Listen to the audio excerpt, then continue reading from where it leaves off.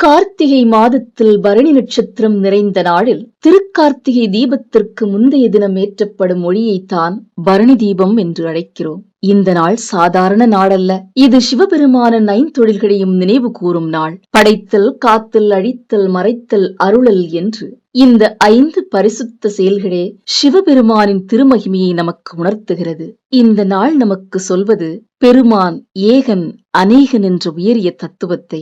ஒரே இறைவன் பல ரூபங்களாய் பல திருக்கோலங்களாய் இந்த பிரபஞ்சமெங்கும் அருள்வாளிக்கிறார் என்பதுதான் அர்த்தம்.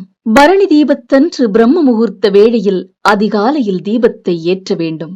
அந்த பொற்காலத்தில் தீபம் ஏற்றினால் முன்வினை பாவங்கள் உருகும், புண்ணிய வாசல் திறக்கும், யமபயம் விலகும். அதனால்தான் நம் பெரியோர்கள் சொல்கிறார்கள், யமபயம் நீங்க பரணி தீபம் ஏற்றுங்கள் என்று. கார்த்திகை மாதத்தில் 3 நாட்கள் 3 தீபங்கள் பக்தர்கள் தலைமுறை தலைமுறையாக பின்பற்றி வரும் பழக்கம் இது. முதல் நாள் பரணி தீபம் யமதர்மராஜாவிற்காக, 2ஆம் நாள் திருக்கார்த்திகை தீபம் சிவபெருமானுக்காக, 3ஆம் நாள் பாஞ்சராத்திர தீபம் பெருமாளுக்காக. பஞ்சபூத தலங்களில் அக்னி தலமாக ஒளிரும் திருவண்ணாமலை அருணாச்சலேஸ்வரர் கோவிலில் திருக்கார்த்திகை நாடன்று அதிகாலையில் முதலில் ஏற்றப்படுவது பரணி தீபம்.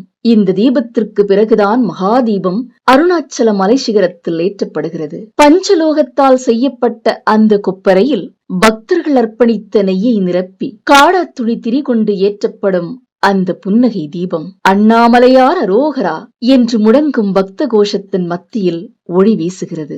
வீட்டில் பஞ்சதீப வழிபாடு எப்படி செய்வது? பஞ்சபூத தத்துவத்தை குறிப்பிட 5 அகல்விளக்கெடுத்து அல்லது பஞ்சமுக தீபத்தை ஏற்ற வேண்டும். வீட்டு பூஜை அறையில் ஒரு தாம்பூல தட்டெடுத்து தாமரை கோலமிட்டு 5 அகல்விளக்கு வைத்து பஞ்சு திரியிட்டு நெய் நிரப்பி தீபத்தை ஏற்றுங்கள். அல்லது மனைப்பலகையில் கோலமிட்டு அதன் மேல் தீபத்தை ஏற்றலாம். இதனால் முன்னோர்களின் அருள் கிட்டும், யமவதம் நீங்கும், இல்லத்தில் ஐஸ்வர்யம் பொங்கும், அஷ்டலட்சுமிகளின் பாதம் வீட்டில் பதியும். பரணி தீபம் ஏன் ஏற்றுகிறோம் என்று கடோபனிஷத் ஒரு கதையை சொல்கிறது.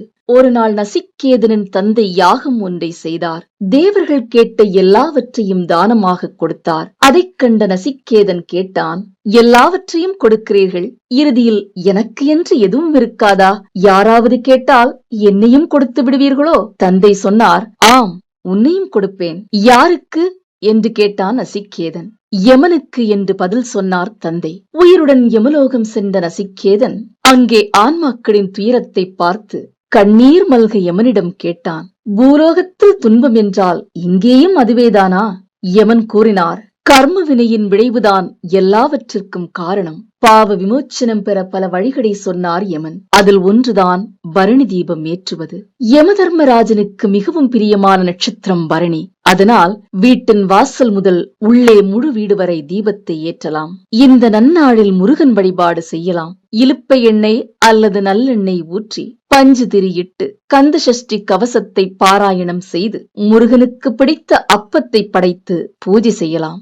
இந்த பூவுலகிலும் மேலுலகிலும் நாமும் நம் முன்னோர்களும் இருளில் சிக்காமல் இறைவனின் ஒளியில் மின்னிடவே பரணி தீபத் திருநாளன்று பரணி தீபத்தை ஏற்றுகிறோம். நன்றி.